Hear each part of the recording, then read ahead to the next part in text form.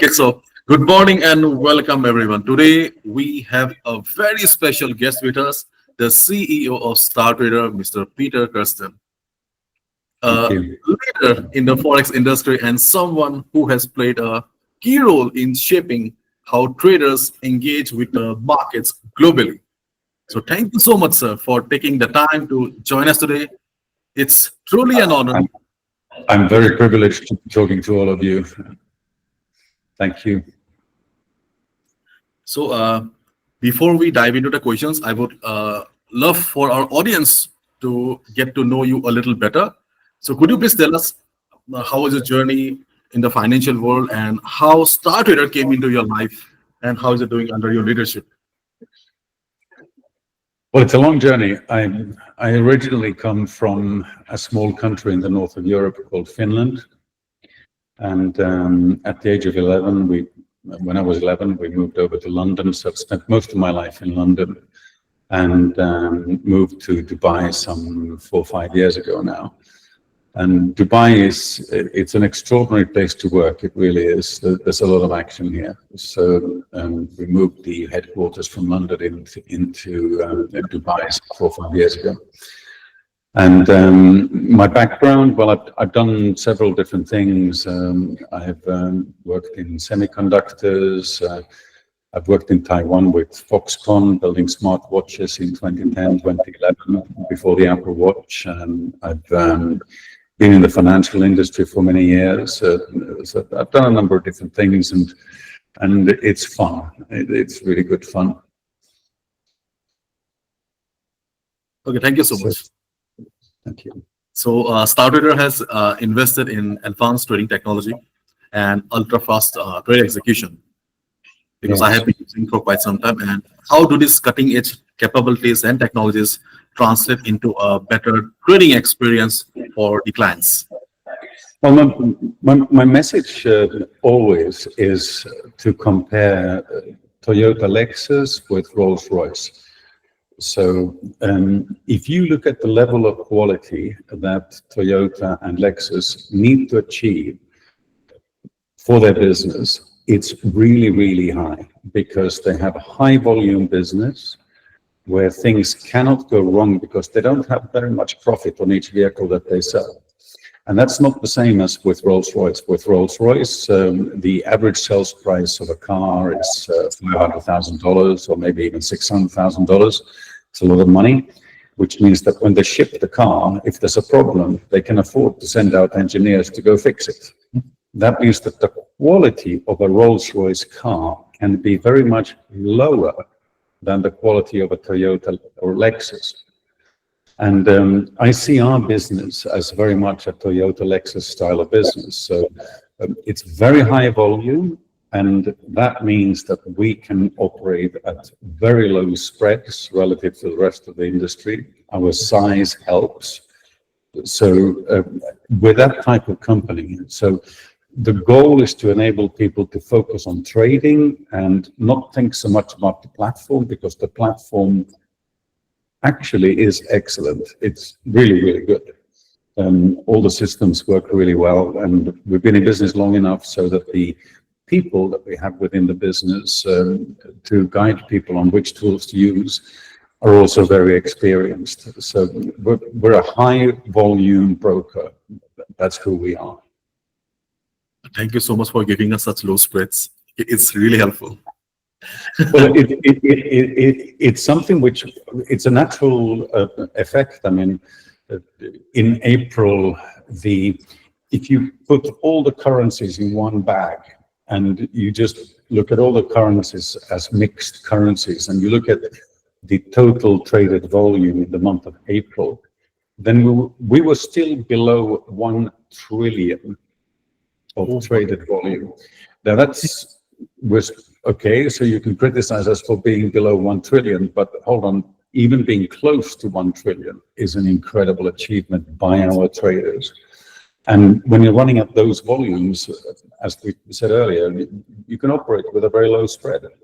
But everything has to be sweet. It has to work. So We have 237 payment methods right now, and that's 237 methods of paying in and 237 methods of withdrawing. So that's double the number of accountancy processes that we need to operate and control. And we all know with our home finances that when we stop doing our expenses for work or with our home finances, if we look away for a little while, then things can get out of control, and it can be quite painful to bring it back under control. It's certainly like that for me. I'm sure it's the same for everyone on the call. And so when you run a high volume business, you can't have that. You have to, each day you have to make sure that all the books are clean, everything is clean all the time, so that you can continue to accelerate. And that's the nature of this business. It's a really high volume business, and we've been working together for a while now, and you can see it. I think you agree. Thank you so much. And StarTrader has been doing a fantastic job with education also. Okay. Well, that's critical. That's so important, and you guys are such a big part of that.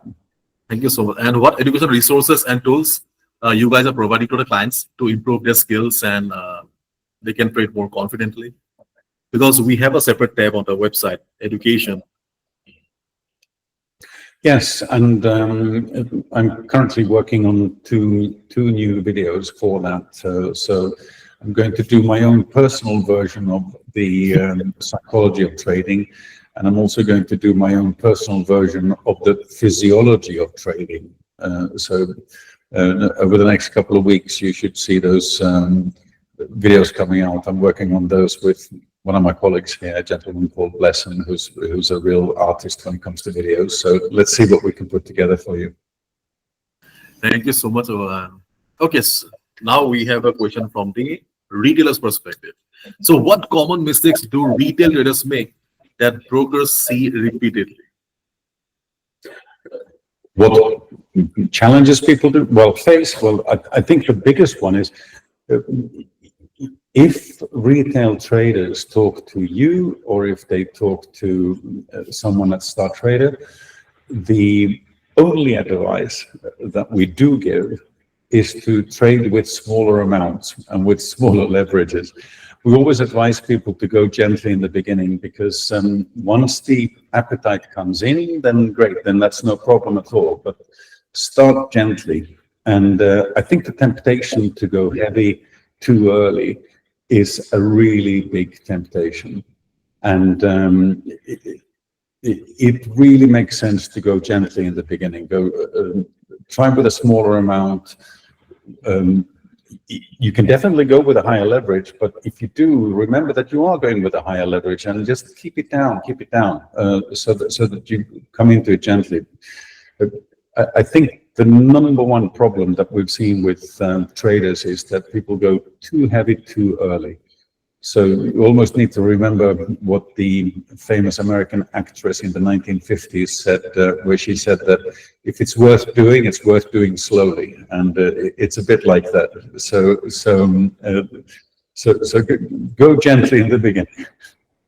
So these are common mistakes we all make. In fact, I remember when I started trading, it was all in at first. Okay, when I lost the capital, okay, then I came to my senses that okay, I should have started slowly. And this is a big issue. Initially, we go with a big capital. When we learn trading, then we don't have capital. Exactly. You've seen this so many times. Do you agree? I mean, it's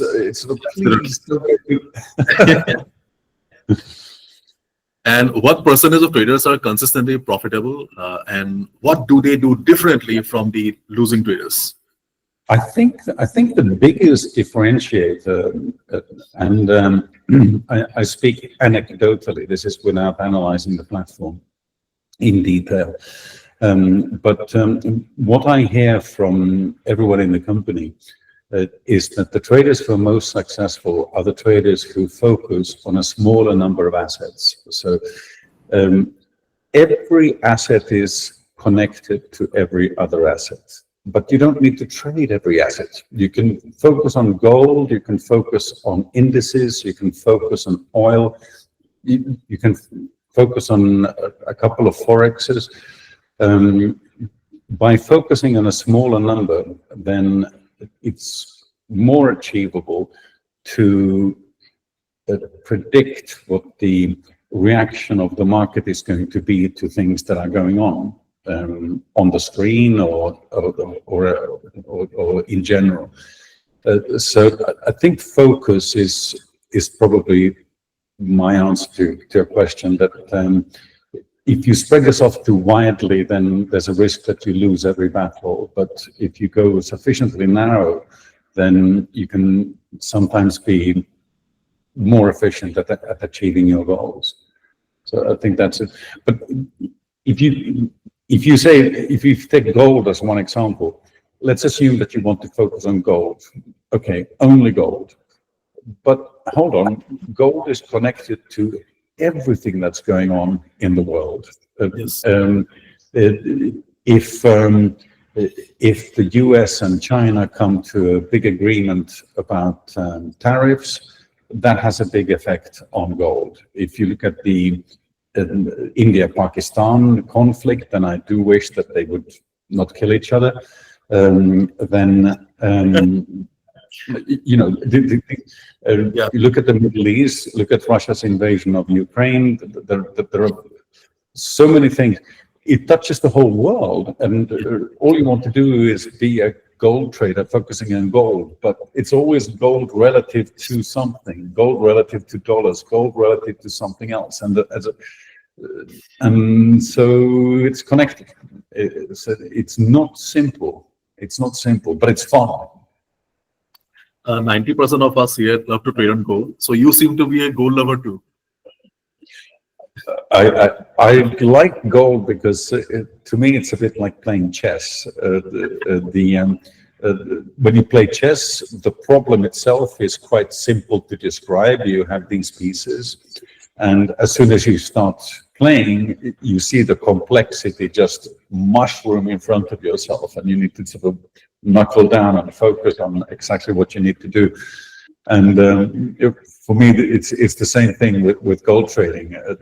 On the surface, it's trivially simple, but yeah, it's like the Rubik's Cube, you know, just make all the colors the same and that's it. All right. Okay, next question. Okay, StarTrader's platform is super rich. Okay, they have lots of features. So what are some of the standout features or tools that you believe will give edge to the traders, and how they are changing the overall experience of the traders? I think the liquidity we have today is something which systematically helps every trader. And it's one of those things that you don't really see as a trader. You place a trade, boom, and it's there. If you place a trade and there's some type of a delay or slippage and all those things, if the market can't fulfill your order in a timely manner, then that's painful. Yes. And this comes back to the Toyota situation again. You turn the key, the car works. The probability that the car will work is like 100%. It's very close to 100%. And that's the experience you want. So yes, we have all the features that we can eat. So we have all the copy trades, PAM, MAM, we have all the features, the My Account portal, you have all these different features. But underneath the whole thing, you have a bridge architecture that connects StarTrader to many different liquidity providers that operate at really high volume on global markets. And the speed with which you hit the trade and it goes through the bridge and finds the best deal for you is incredible. And for that reason, many other brokers connect their MT4 platforms to our bridge. So we have quite a big business that we call StarTrader Prime, where we serve other brokers. So you go to another broker and you're actually using our liquidity. The quality of the order fulfillment and just like the Toyota, turn the key, it will work. If you have petrol in the tank, it will work. And it's exactly that experience. And you kind of take it for granted. If you've been trading for a couple of years on StarTrader, you feel that it always works, and you kind of take it for granted. Well, the only reason it does work every time is because there's a big team who operate and optimize that bridge and liquidity provision all the time. That's the reason it works. And those are the hidden magicians that underpin StarTrader. So Star also works as a LP then? Yes. Both for a number of big institutional clients who have their own proprietary softwares, and also for a number of other brokers. Oh, nice, great. Okay, and one personal question, not too personal. Okay, so how the Forex market has changed since you started, and how the StarTrader has adopted?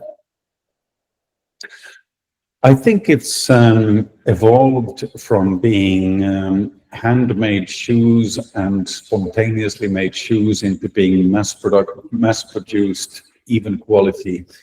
So there's been a big change. If you look at the reliability of all the systems that we operate now relative to some 6, 7, 8 years ago, throughout everything, the quality has gone up. You hit something, it works. That simple thing has improved really, really much. And also, if you look at India in particular, I think India has had a transformation. There's been a structural change in how India's capital markets work. So 5, 6 years ago, if you would sign up with a broker, then you would have 40 pages of documents that you needed to sign, and it was all complicated and so forth. But today, the sign-up process for becoming a trader in India is a couple of minutes online, and it's changed radically. And you can see it because in India, the number of people who had some type of a trading account 5, 6 years ago was 10 million, whereas today the number of people who have some type of a trading account is slightly over 100 million people. That's a massive change. The total number of Forex accounts held in India today is 154 million. And that's an incredible change to where it was in the past. And if you look further into India, you'll find that also in terms of derivatives, such as CFDs, then some 10 years ago, the percentage of derivative contract held by retail clients was only 4% in India. Whereas today, roughly half of all the derivatives contracts are held by retail clients in India. That's an incredible change. And not only has the retail share of derivative contracts gone up in India, the institutional share, the institutional number of derivative contracts has also gone up very much in India. Let me give you one number to shock you. Are you ready? Yes, we are ready. 60% of global derivatives contracts in May 2025 are owned by people in India. Oh my God. 60%. It's a mind-boggling number. It's a mind-boggling number. So there's a structural change in the way that capital markets work in India. And you can see it in the way that companies are funding themselves and so forth. So from a StarTrader perspective, we're really excited to be part of that transformation. And that's one of the reasons that we focus so heavily on making sure that all our clients in India are very happy with what we do, because there's such a big change happening. If you look at India politically, 1947, India did its big change, good. But up until year 2020, approximately, a lot of the big business that was conducted in India was done with the government involved, or maybe 2010. And then there's been a big change since 2010 and more quickly in 2020, where more and more big projects are done either as public-private partnerships or as purely private enterprises. And if you combine that with the funding availability in the stock market from retail clients and so forth, then you have a very, very different dynamism to everything happening in India right now. India has really, really changed in the last 5-10 years. And I'm sure that if you live in India, you still feel that everything is changing slowly. But for me, I visit India once every 12 months, once every 6 months maybe. And for me, it's almost like a stroboscope. Each time I come in, I go, well, that's changed. India is really moving forward. And from a StarTrader perspective, India is absolutely focal for us. It's super important for us to continue to work heavily in India. I can feel the change because in the year 2013, when I first opened my trading account, I remember they took around 42 signatures. Okay. Exactly. So you've been there. You've seen exactly that journey. Now the digital stack in India is so good. You have your ID systems. It's a different planet. After 20-25 signatures, my signature changed. Okay. The guy told me that nothing to worry. Okay, everyone's signature changes. Okay, it's just a formality. Okay, he brought a big book. Okay, I was just signing. Okay, and after 3-4 months, okay, not 3-4 months. Okay, after 1 week, I guess. Okay, my account was open. Okay. Yes, exactly. I have seen the technological or the technical transformation, because when I started trading, the candles were also not live. Okay, we used to refresh the screen after every 5 minutes. Yes. It's exactly. It's like a dream now. It is so different. And it's not going to stop here because if you look at all the talent coming out of Bengaluru, Hyderabad, etc., in terms of new technical development, plus everything that companies like StarTrader is doing, then we are investing more heavily in technology now than ever. And we're doing that in order to improve, which means that the improvement that you've seen over the last 12 months, 24 months, is going to be replicated. There will be more improvement from this position to 12 months, 24 months. So we're still working on this to make things better. So when we have this conversation in 12 months' time, 24 months' time, we're going to look back and say, well, 2025 was a little bit old-fashioned. Look at this now. Things have changed again. So, thank you so much. And you want to drink some water? I'm happy. No problem. Okay. So, the next question is from our side. Okay, that is, okay, what happens when a retail trader places an order? Buy, sell, doesn't matter. How it is processed from the broker side? Well, the trade comes in and we use our bridge to look at the various liquidity providers to work out where we can get the best deal. And as soon as we find something which we believe probably is the best deal that we can possibly find worldwide, then we deliver that deal. So that's the way it works. And all of that happens in, I was going to say a blink of an eye, but it's actually much faster than that. So it's super fast. Okay, so yeah, everything happens in just a couple of milliseconds, I guess. Milliseconds.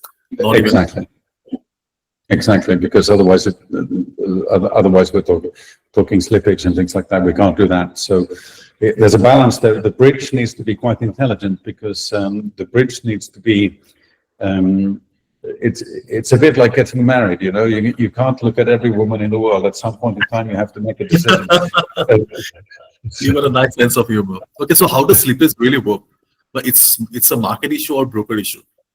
They're market issues. Those things can happen, and it's not really a major problem anymore. I mean, 5 years ago, slippage was a major problem, but it's something we constantly work on to minimize. And it's not really a big issue anymore. Just at the time of events, okay, when the market is too volatile, the slippage is quite natural in all the markets, I guess. Mm. Otherwise, yeah, things have changed drastically. I too have observed, because you around 5 to 6 years ago, okay, during the normal hours also, okay, there used to be slippages, but nowadays it doesn't matter where we are trading, but the slippage no longer exists, except at the time of news. I can promise you that my technical team is allergic to slippage. It's something they never want to see. For them, it's a matter of pride. They just don't want any of that.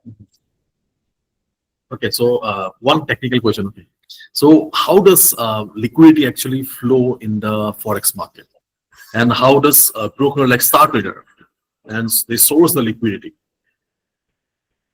So we work with many liquidity providers, and you'll find a list of them on our website. And so these are deals. So ultimately, every trade means that someone is looking to buy or someone is looking to sell. And the buy order is live for a period of time, and the sell order is live for a period of time. So it's made available to us, and we match. Our own buy orders, we match our own sales orders with things that are available from the various liquidity providers. And I think when you look at the psychology of trading, then that's what it's all about. You're actually trading with other people. So your opinion that it makes sense to buy something needs to match someone else's opinion that it's worth selling something.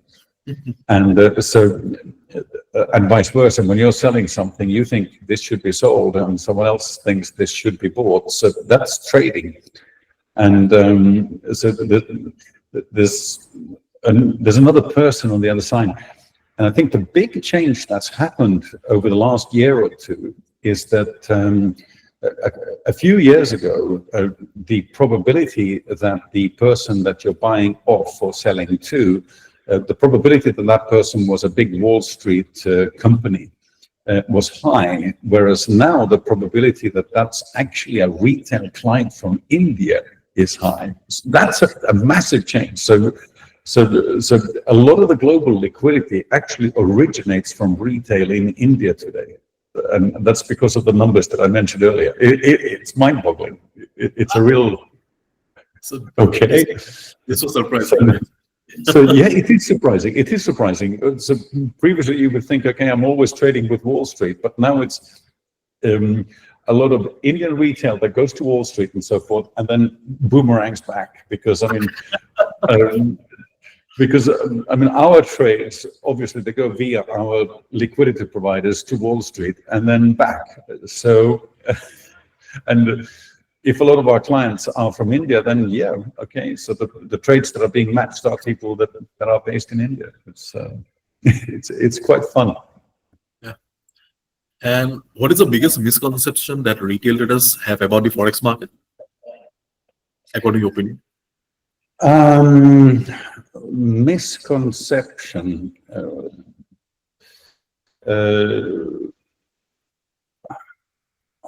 I think the number one misconception is that it's boom or bust, that people feel that either I become the Wolf of Wall Street or I lose my home.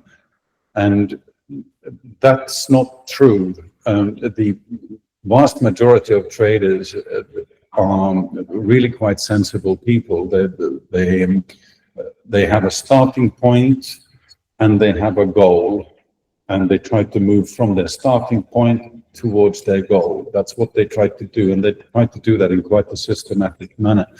So I think most traders are actually very reasonable people. Of course, there are people who are boom and bust, but I think most people are quite systematic in what they do. And so it's not smash and grab. I think that's probably the big misconception, that you can just sort of come in and lose your car, or no. It's more systematic than that. I personally believe that okay, people have the biggest misconception that people have is they think trading is very easy. They can make money very easily. Okay, it's kind of a quick risk scheme or kind of a casino. Okay, because I come across people okay who just come to trade for example they have a spare money for the next 1 week. There are Mm. children fees. Maybe there's a marriage, okay, in the family. Okay. So it's after 1 month. So he is planning to double the money, okay, just before the marriage. Okay. And he loses everything. Okay. So these are so I personally believe that it is very important for us to educate the people that okay, you cannot become rich overnight in trading. Mm. Yes, it's I was talking to one of our traders, a woman called Anishka from Mumbai, a month ago, and I asked her how she looks at it, and she said from her perspective, um, she has 2 children and a family and all those good things. 2 people working, both of the parents work, and they have a bunch of money, and it turns out that she likes to trade. Her husband does not, but she likes to trade. So they've simply agreed that from their overall wealth, they've allocated a certain amount for trading. And her phrasing is that a little exposure is always good. Those are her words. And to me, that's a very balanced approach. I'm sure, Abhilash, that you agree with that. She has a whole family to take care of, so she's not going to risk all of that stuff. But she's allocated a certain amount, and that's what she's using for trading. So yeah, I think that's a sensible way of doing things. Yeah, this is very important for all of us. Having said that, I mean, my godfather is a professor of physics, and when he got married, he took all the money that they were supposed to use in order to go on a honeymoon and spent it on buying a new car. And so, in terms of gambling, people gamble in many ways. I think gambling on buying a new car when you just got married, that's a dangerous gamble. I have also realized one thing that we all have a gambler inside us. Okay, we need to control it. Yes, that's so true. That's so true. I mean, it's one thing to be afraid of risk. So I understand that some people are afraid of risk. I think most people in Forex are not afraid of risk, but that doesn't mean that you take risk. You need to separate those two things. The fact that you can handle risk does not mean that you don't need to prove yourself. You don't need to prove that you can take risk. Exactly. You're free. You can choose to take risk, and you can choose not to take risk. But that's the power of choice. And your thought is your own thought. No one else controls that. So choosing when to take risk, that's a very considered thing to do, and it's not a compulsion. It's a considered thing to do. Yes. In this situation, I will take a risk, and in this situation, I will not take a risk. And if I would have been, I mean, when I got married, if I would have bought a car with the honeymoon money, I think my wife would have killed me. So that's not a risk that I would be prepared to take. You're funny. You have a good sense of humor. Yeah. It's to you. Thank you. And with the coming of the algos, automated trading, how do you see the Forex future evolving in the next 5 years? With automated trading? Automated trading, bots, algos. Okay. Trading is changing, isn't it? Very fast. So how do you see the Forex market or Forex trading evolving in the next 5 to 6 years? I'm with you. So we've all seen the impact of AI on our lives. It affects all of us deeply. But trading is primarily a psychological thing. So yes, you can definitely have bots and EAs and advisors of different types. And yes, they can make sense. If a particular bot would always make money, then we would never hear about it, because whoever owns that bot would quickly be doubling up, and so forth. Such bots don't exist. They operate well for a while. They have good performance for a while, and then they don't, because other people catch up. And bots are always programmed by people. So people's biases are incorporated in the code that make up the bot always. In my view, no matter how you turn it, it boils down to reading other people. How will other people respond to what's going on? And to me, that's the essence of trading always. So yes, you can automate the way that you think, but it's still the way that you think. Yeah. So it's I think the human aspect of trading, it's always been there, and I think it always will continue. And whether the human aspect is embodied via some software or not, that's a different question. But the human aspect will always be there, because you are trying to second guess how other people will respond. So in the last couple of years, I have observed the market has changed a lot. Okay, to be honest. So I started working on these algos. I made some algos. I paid money to make algos for me. I have lost a considerable amount of money behind these algos. Mm-hmm. After losing around $10,000 to $15,000 on algos, I met some people, good people, really rich people in Dubai last year. They told me how much they have lost, and they have also their inbuilt in-house developers. So they told me the thing is that we can make all the algos that you want, but still we won't be able to make money, because humans have an edge that the bot still doesn't have. That's why the developers are still selling the bots. Okay, not they're making money for themselves. So since that day, okay, I have been working on bots again, but on a hybrid model. For example, right now, okay, me and my wife, okay, we have around 7 bots. Okay, simple bots. So in the morning, I analyze the market. I can okay, understand, okay, today the market will be bullish, today the market will be bearish. So accordingly, okay, we run an algo. So I do not set the loose, because it may go crazy. So it's working model right now. That sounds like it makes sense to me, because you're recognizing the value of technology, but you're also recognizing that ultimately it's between humans. So because right now it's working a hybrid model, and in hybrid model it is working. I'm with you. I'm totally with you. Very, very interesting. Because if I just run the algo on the VPS for 24/7, okay, I see that okay, my instead of making money, okay, I'm down by 10%, 12%, 20%. Okay, it goes crazy.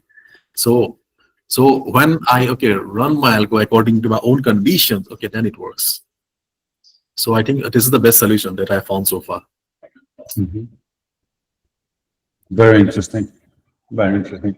I mean, we're all very technology friendly, so technology doesn't scare us. We're very happy, and so that's all good. But that doesn't mean that we're married to technology. It simply means that in an appropriate manner, we'll use technology. We really will do, but it's not always appropriate. Okay, so last question. Okay, won't be taking much time. As a leader in the trading space, what is StarTrader's vision for the future, and how will the upcoming initiatives continue to reinforce the platform strength and the core values? We will continue to focus on recruiting the best possible people that we can find to work with our clients. because the human side is unbelievably important. So I hope and I trust that the people that you deal with at StarTrader are people that you feel are true, deep professionals. So we will, in terms of our own people, I'm going to continue to invest heavily in making sure that we get the smartest people on board who are really well educated on everything that we do. So that's one focal point that I will continue to deepen. Technically, of course, we will have new products, additional products. We're going to improve the existing products. That will continue. So technical development will continue, but it's really both of those things, both the human side and also the technology side. And working closer with people like you is something that I absolutely want to do, because you and I are part of the same family. You know, we're trying to do the same thing. We're trying to enable people to make money, and that's what we want. We want our traders to make money, and we want them to be as well informed as possible. And for that, we need super systems, we need super people around us, and to make that happen. Good educational systems and everything else. It's critical for us that people make money, because we make money on the spread. So we need people to have a high traded volume. And for people to have a high traded volume, it means that they need to make money. Great. Okay, so that makes it easy. So we, please make money. We really want you to be profitable traders. Thank you so much. Okay, so do we have time to take some questions? Risk. So I of course, from a compliance perspective, I always have to say that these are highly leveraged derivatives, and there is a risk that you lose money, and that's absolutely true. Thank you so much, sir, for answering all the questions. So do you have time to answer a few questions from the online participants? Yeah, absolutely. Okay, so, any questions? Feel free to ask. Okay, good morning. Okay. I think you can also see the chat box. Here we go. Okay, so to StarTrader office in Dubai. Here we go. We have a number of hands here. Okay, let me read. Okay, you want me to read out? Here we go. Okay, did he say? Okay, let me help you. Okay, I have one. Did he say 140 million USD? But so on the traders in India, what I said that there are 154 million trading accounts held by people in India today, and the number of people who hold those trading accounts is approximately 100 million, which makes sense because people typically have one or two accounts. So 100 million people plays 154 million trading accounts. So that's simply measuring the number of accounts. I didn't comment on the size of these accounts. I just commented on the number of people, because it's moved from 10 million people in the year 2020 to 100 million people in the year 2025. And that's a remarkable change. It's a really quick change. That's the thing I'm commenting on. Clients can visit with appointment our Dubai office. Yes, that's where we are now. And your previous broker killed your account by giving the wrong signals. Well, we don't give signals. That's simple. So signals are advice, and we're a regulated broker, and we don't give advice. We provide a platform, and people trade the way that they choose to trade. So in terms of giving the wrong signals, that's not possible because we don't provide signals. Do I personally believe in stop losses? Well, it's a funny thing when things go well and when things go badly. So there are some physiological effects of things going well and things going badly. When things go well, we get an adrenaline rush, and we feel that we can do anything. That's dangerous. And when things go badly, we get different hormones that are released in the body. And those hormones can cause us to panic and sell very quickly, or they can cause us to freeze and do nothing. So all of those behaviors are dangerous because what we need to achieve, which is, and this is difficult, what we need to achieve is a situation where, regardless of the situation, we forget about history and only play from here and forward. And setting up take profits, setting up stop losses can be sensible.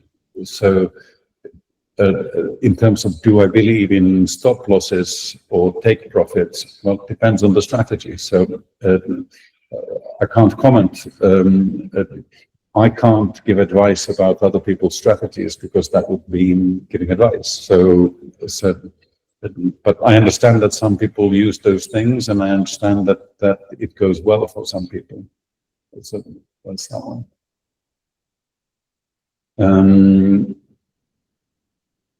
Let's see, proof of address. Why do they reject and the reasons that? Okay, so the anti-money laundering rules worldwide have become much tighter. We're a highly regulated broker, so we have to stick to those things.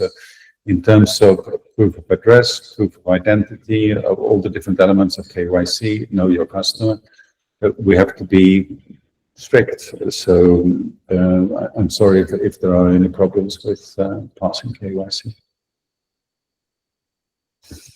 Those are a few questions. Okay, so many people ask, can they visit the Dubai office if they want? Talk to your personal account manager and set it up. Oh, sure. Okay, well, then we can take an appointment. Sure. Yeah. So I've had meetings with clients this morning. Okay, fine. That's all. Thank you so much for answering all the questions. I'm so grateful for you letting me come to this call. It's really kind of you to invite me. I'm very, very grateful. Thank you. Hope to meet you soon. I feel the same. Next time. All right. Sure. Take care. Cool. Thank you. Thanks, bye.